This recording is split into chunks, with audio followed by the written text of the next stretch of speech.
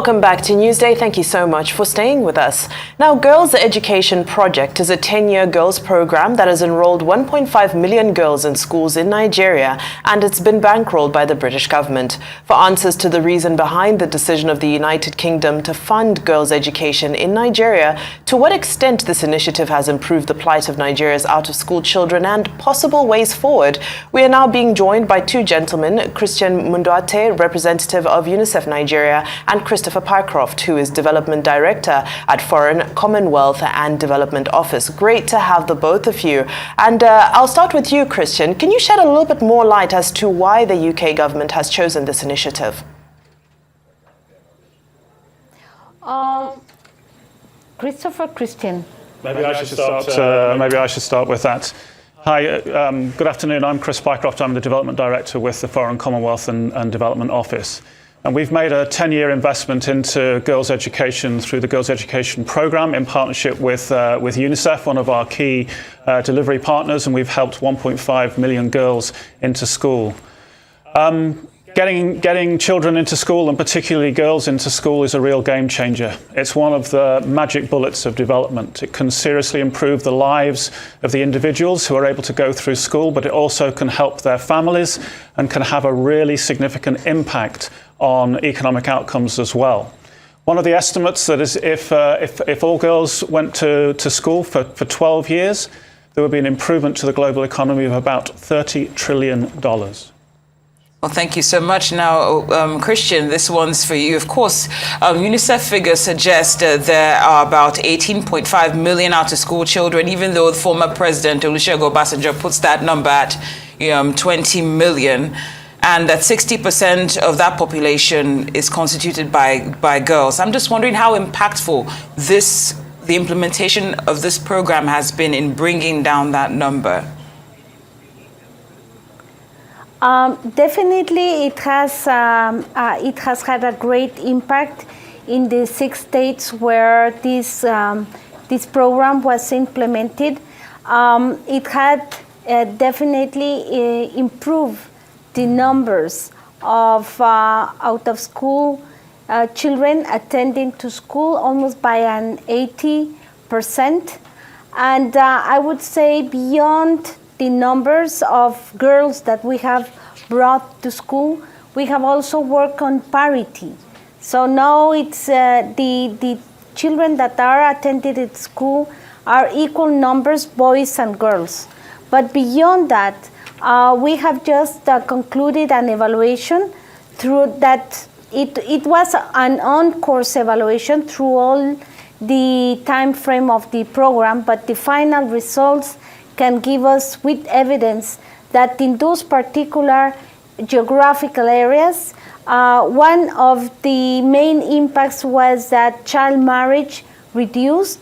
So now we have less girls marrying, being a child, and teenage pregnancy as well decline, which means that now we have less children having children, and they're more enjoying their childhood and preparing to be a better equipped to take all the opportunities for their development and definitely to contribute into Nigeria's development.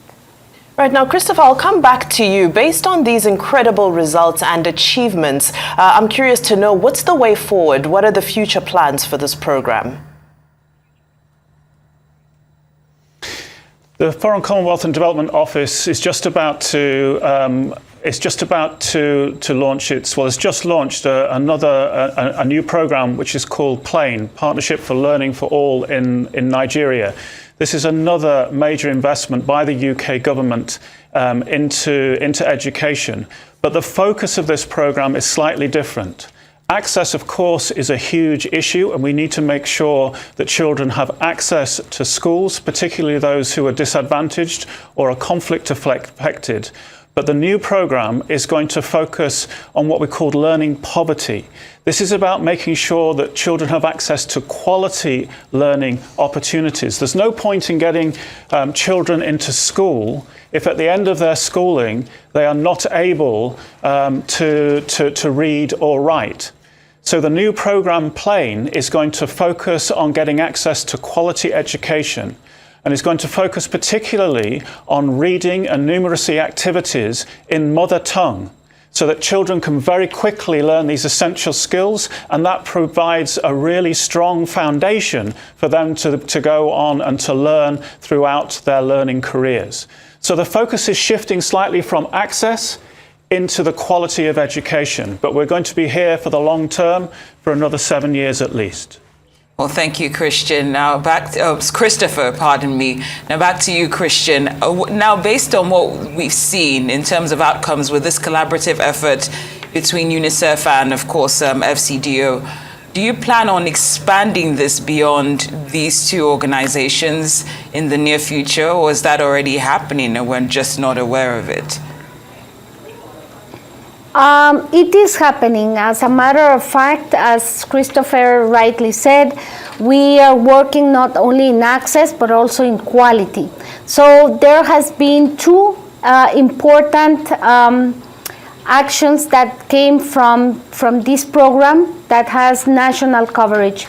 The first one is that we managed to support the government into carrying out the first national assessment on quality learning, and this was conducted for children in the 3rd year, 5th year, and 8th year, and this was the baseline that we will use to support all the policies, all the curricular changes, all the methodologies that can lead us to more quality education. This is a huge challenge.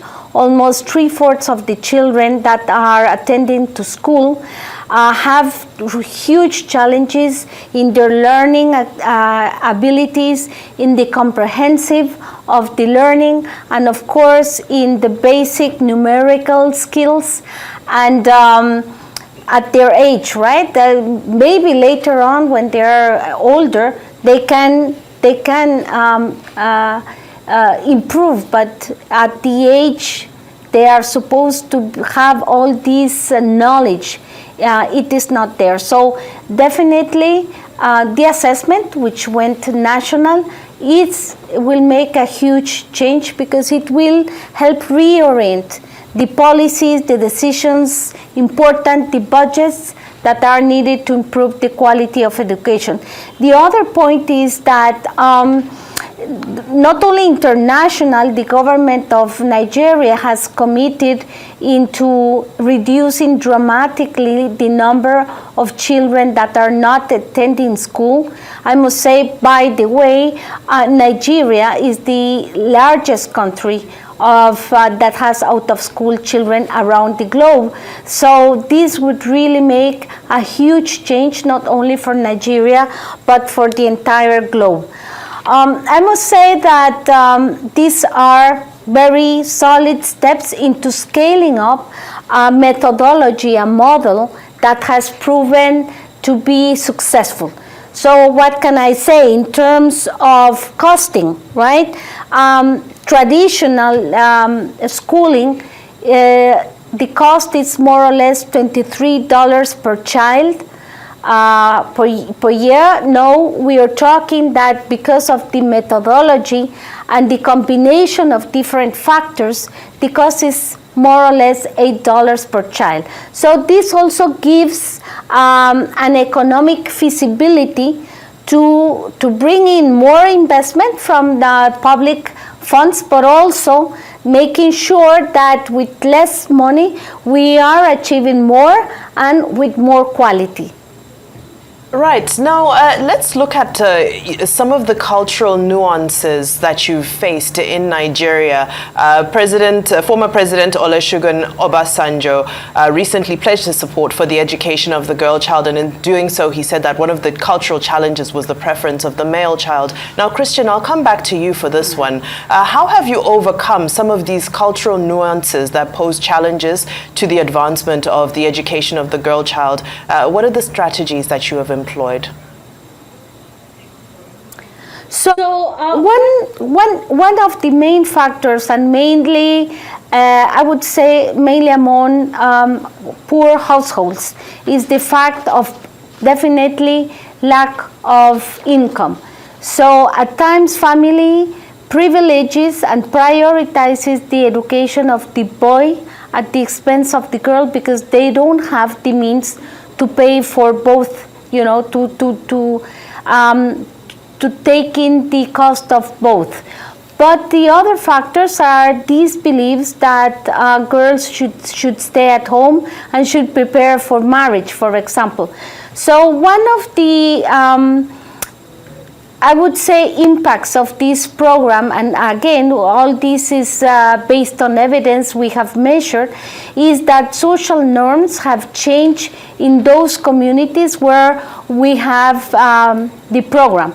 The program has been implemented in 3,800 schools, including Al-Majari schools.